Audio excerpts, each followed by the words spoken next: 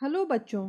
तो आज हम आप सभी को मेहनत का फल की कहानी सुनाने जा रहे हैं। यह एक समय की बात है। एक गांव में दो मित्र मोहन और सोहन रहते थे। मोहन बहुत ही धार्मिक था और भगवान को बहुत मानता था, जबकि सोहन बहुत मेहनती था और वह दिन भर मेहनत करता था। एक बार इन दोनों मित्र ने मिलकर 1 बीघा जमीन को खरीदा, जिससे वह बहुत फसल उगाकर अपना घर बनाना चाहते थे। सोहन तो दिन भर खेत में मेहनत करता था, लेकिन मोहन कुछ काम नहीं करता था।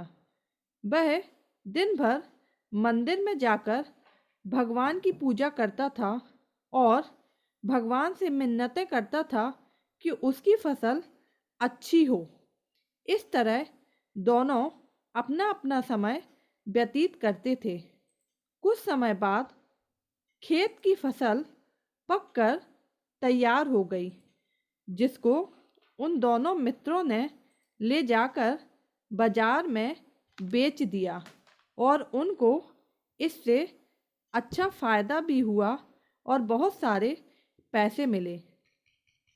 घर आकर सोहन ने मोहन को कहा कि इस धन का ज़्यादा हिस्सा मुझे मिलना चाहिए, क्योंकि मैंने दिन और रात भर खेत में ज़्यादा मेहनत की है।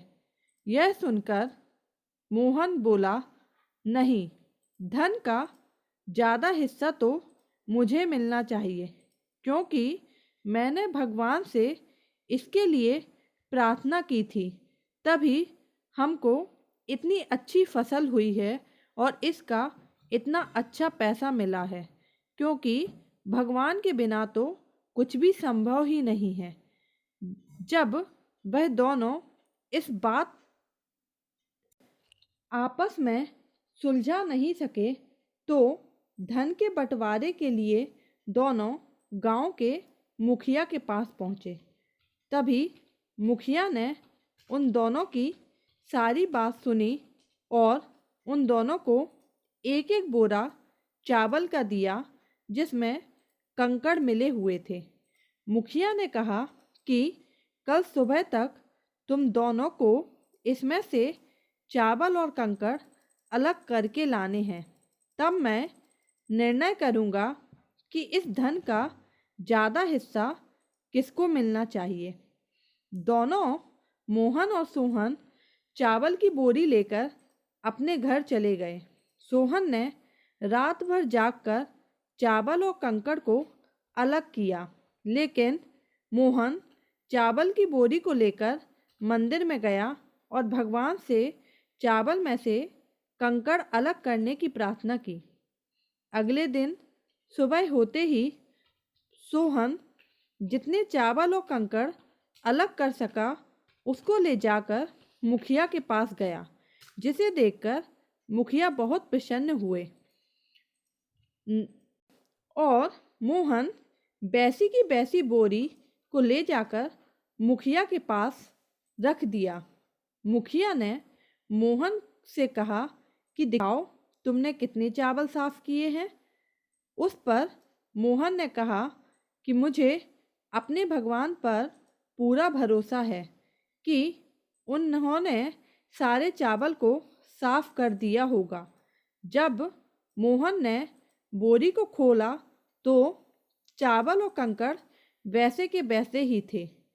तभी जमींदार ने मोहन को कहा कि भगवान भी तभी सहायता करते हैं जब तुम मेहनत करते हो। जमींदार ने धन का ज़्यादा हिस्सा सोहन को दिया। इसके बाद मोहन भी सोहन की तरह ही खेत में मेहनत करने लगा और अब की बार उनकी फसल पहले से भी ज़्यादा अच्छी हुई थी। तो इस कहानी से हमें यह सीख मिलती है बच्चों कि हमें कभी भी भगवान के भरोसे नहीं बैठना चाहिए। हमें सफलता प्राप्त करने के लिए हमेशा मेहनत करनी चाहिए।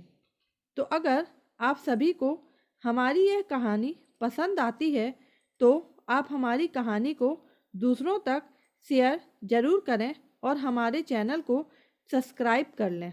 Thank you.